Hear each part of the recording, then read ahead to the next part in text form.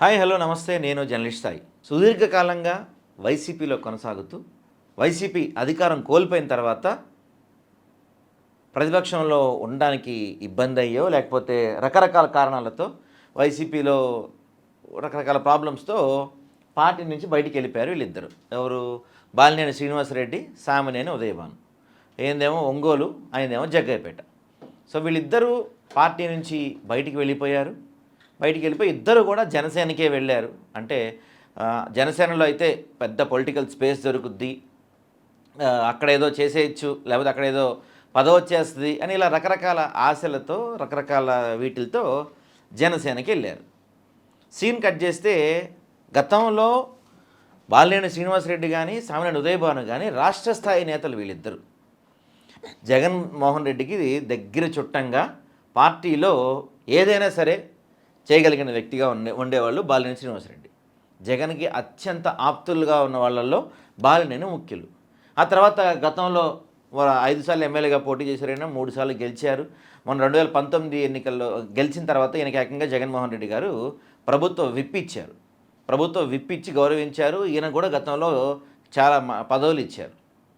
So వీళ్ళిద్దరూ బయటకు వచ్చారు. పార్టీ నుంచి బయటకు వచ్చి ఇప్పుడు జనసేనకి వెళ్ళారు. జనసేనకి వెళ్ళిన తర్వాత ఏమైంది? 1 ఇయర్లోనే వీళ్ళకి 1 ఇయర్ కూడా టైం పట్ల, పాపం 6 మంత్స్లోనే వీళ్ళకి అర్థమైపోయింది అక్కడ పరిస్థితి ఏం బాగాలేదు అని. పాపం సామినేనికి అయితే, సామినేని ఉదయభాను గారికి అయితే ఎప్పుడో పార్టీలో జాయిన్ అయ్యి జనసేన కండువా కప్పుకున్నప్పుడు తప్ప ఆ తర్వాత ఇంతవరకు కనీసం పవన్ కళ్యాణ్తో మాట్లాడడానికి కూడా వీలవట్లేదంట. ఆయనకి మాట్లాడడానికి కూడా అపాయింట్మెంట్ ఇవ్వట్లేదంట. ఒకప్పుడు ప్రభుత్వ విప్గా ఉన్న ఆయనకి జగన్మోహన్ రెడ్డి ఎంత ఇంపార్టెన్స్ ఇచ్చారు, ఈరోజు పవన్ కళ్యాణ్ ఎంత ఇంపార్టెన్స్ ఇస్తున్నారని ఆయనతో పాటు ఆయన కార్యకర్తలందరూ కూడా తీవ్ర అంతర్మదనం పొందుతున్నారు. అంటే తీవ్ర బాధపడుతున్నారు. అనవసరంగా వచ్చాం ఈ పార్టీలోకి. ఇప్పుడు ముందుకి వెళ్తే రాజకీయ భవిష్యత్తు కనపడతలేదు, వెనక్కి వెళ్దామంటే జగనన్న తీసుకోడు. జగనన్న మంచి మనసుతో ఒకవేళ తీసుకున్న కార్యకర్తలు ఒప్పుకోరు. ఏం చేయాలి అని తీవ్ర మదన పడుతున్నారు. ఈయనైతే బాలినేని శ్రీనివాసరెడ్డి ఖచ్చితంగా ఆయన జీవితంలో చేసిన అత్యంత పెద్ద మిస్టేక్. వైవి సుబ్బారెడ్డితో గొడవలు ఉంటే ఉండుండొచ్చు, బావబొమ్మలతో గొడవలు సహజమే కదా, ఉండుండొచ్చు. కానీ జగన్మోహన్ రెడ్డి గారు అత్యంత ఆప్తులుగా చూసుకునేవాళ్ళు బాలినేని. అలాంటి ఆయన ఇప్పుడు జనసేనలోకి వెళ్ళాడు. జనసేన ఎవరు? కూటమిలో ఒక పార్టీ. ఈయనకి ఎప్పటి నుంచో గొడవ ఉంది ఎవరితోటి? దామచర్ల జనార్దన్ రెడ్డితోటి. దామచర్ల జనార్దన్ రెడ్డికి ఈయనకి పడదు. సో ఈయన పోయి ఆ దామచర్లలో ఉన్న కూటమి, ఇప్పుడు ఆయన ఎమ్మెల్యే, అదే కూటమిలో ఈయన చేరాడు. ఈయన ఏమనుకున్నాడు? ఈయనకి ఎమ్మెల్సీ మంత్రి పదవి వచ్చేస్తుంది అనుకున్నాడు. కానీ టీడీపీని కాదని, అంటే దామచర్ల కూడా టీడీపీలో చాలా కీలకమైన వ్యక్తి, మంచి పట్టున్న నాయకుడు. ఆయన్ని కాదని పవన్ కళ్యాణ్ చెప్పారనో, జనసేన ఏదో చెప్పిందనో, ఈయనకి బాలినేనికి ఎమ్మెల్సీ ఇవ్వడానికి, మంత్రి పదవి ఇవ్వడానికి టీడీపీ ఒప్పుకోదు ఎట్టి పరిస్థితుల్లో. అది చాలా చిన్న లాజిక్. అంత చిన్న లాజిక్ మిస్ అయిపోయి ఈయన జనసేనకి వెళ్ళాడు. ఇప్పుడు ఎందుకంటే ఖచ్చితంగా ఒకే నియోజకవర్గంలో 2 పవర్ సెంటర్లు తయారు చేసుకోవడానికి ఏ పార్టీ కూడా ఇష్టపడదు. అక్కడ బలమైన పవర్ సెంటర్లు 2 ఉన్నారు. ఇప్పుడు Balineni, Damacharla already sitting MLA, బలమైన వ్యక్తి. సో ఆయన కాదని ఈయనకి ఎటువంటి పదవులు ఇవ్వరు. At the same time Samineni Udayabhanu పరిస్థితి కూడా అంతే అయిపోయింది. అసలు కనీసం చెప్తున్నా కదా పాప, ఆయన పరిస్థితి ఎంత దారుణంగా ఉందంటే చిన్న పనులు, కనీసం ఎస్ఐలు కూడా ఆయన మాట వింటలేదంట. ఏదో జనసేనలోకి వెళ్ళాను, అక్కడ ఏదో వచ్చేసిద్ది, ఏదో పదవి వచ్చేస్తుందని ఎంత ఆశలు పెట్టుకుని వెళ్ళిన ఈయనకి కనీసం పాపం పవన్ కళ్యాణ్ అపాయింట్మెంట్ పక్కన పెడితే కనీసం ఫోన్ లిఫ్ట్ చేయని పరిస్థితి కూడా లేదంట. ఇది కీలక అంశాలు. దాంతోపాటుగా జనాల నుంచి కూడా, అంటే కూటమి ప్రభుత్వం అధికారంలోకి వచ్చి 21 నెలలు అవుతుంది.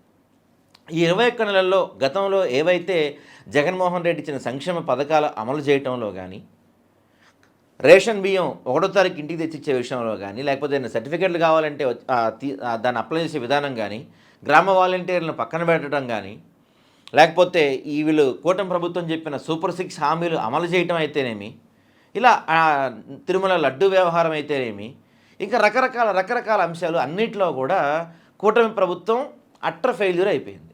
వాళ్ళు చెప్పిన ఏ అంశం కానీ, ఏ హామీ కానీ నెరవేర్చలేకపోతున్నారనేది సుస్పష్టమవుతూ ఉంది. సో అందుకని ఈయన సామినేని ఉదయభానుకి, బాలినేని శ్రీనివాసరెడ్డికి ఒక పక్కన పార్టీలో స్పేస్ లేదు, పార్టీలో ఏమన్నా చేద్దామన్నా ఏం చేయనివ్వట్లేదు. ఈయనకి జిల్లా అధ్యక్షుడు ఇచ్చారు కానీ కనీసం స్థానిక కార్యకర్తలు నాయకులు ఎవరు ఆయనతో కలవట్లేదు, కలుపుకొని పోవటం లేదు.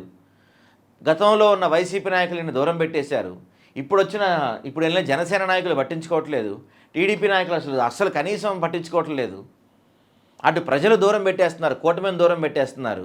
ప్రజలు దూరం పెడుతున్న పార్టీలో ఉంటే రాజకీయ భవిష్యత్తు గందరగోళం అయిపోద్ది, ప్రశ్నార్థకంగా మారుతుంది, భవిష్యత్తు అనేది ఉండదు అనే తీవ్రమైన అంతర్మదనంలో వీళ్ళిద్దరు ఉన్నారు, బాలినేని కానీ సామినేని కానీ. ఏం చేయాలి? ఇటు ముందుకు వెళ్ళలేని పరిస్థితి, ఇటు వెనక్కి వెళ్ళలేని పరిస్థితి. దాంతో డిసైడ్ అయిపోయారు, ఈయనైతే గట్టిగా ఇట్లా కాదు, కూర్చుంటే కాదు, మనం కూడా ఏదన్నా కాంట్రవర్సీ కామెంట్స్ చేయాలి, కాంట్రవర్సీ కామెంట్స్ చేస్తేనే కొంత అధినాయకులు దృష్టిలో పడతామేమో అనుకున్నట్టున్నారు. ఈయన కొంత కాంట్రవర్సీ కామెంట్స్ చేశారు. ఏది, వైవి సుబ్బారెడ్డిని అరెస్ట్ చేస్తే నేను సంతోషపడతాను, లేకపోతే అట్లాంటివి, లేకపోతే టీడీపీ నన్ను తొక్కేద్దామని ప్రయత్నం చేస్తుంది, ఇట్లాంటి కొన్ని కామెంట్స్ చేశారు. ఈయన కూడా సామాన్య ఉదయభాను కూడా కూటమిలో ఐక్యత లేదు, కూటమిలో లుకలుకలు అన్నమాట వాస్తవమే అని చెప్పి ఈయన కూడా కామెంట్స్ చేశారు. అంటే వీళ్ళిద్దరూ రెండు విధాలుగా కామెంట్స్ చేశారు. ఒకటేమో కూటమి అంటే జనసేనకి ఇండికేషన్స్ పంపిస్తున్నారు, మేమంటూ ఒకళ్ళు ఉన్నారా బాబు పట్టించుకోండి మమ్మల్ని అని ఒక ఇండికేషన్స్ పంపిస్తాం.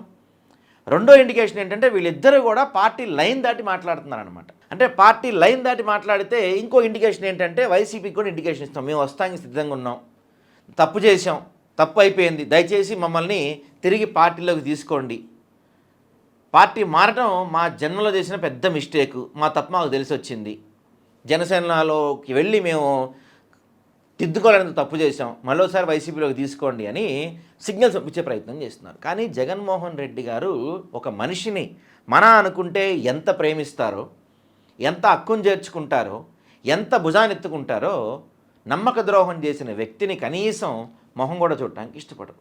అత్యంత ఆప్తులుగా భావించేవాళ్ళు బాలినేని శ్రీనివాసరెడ్డిని, జగన్మోహన్ రెడ్డి గారు అత్యంత ఆప్తులుగా. అలాంటి బాలినేని శ్రీనివాసరెడ్డి, సామాన్య ఉదయభాను అధికారం కోల్పోయిన కొన్ని నెలలకే పార్టీని వదిలేసి, కష్టకాలంలో పార్టీని వదిలేసి వెళ్ళిపోయారు.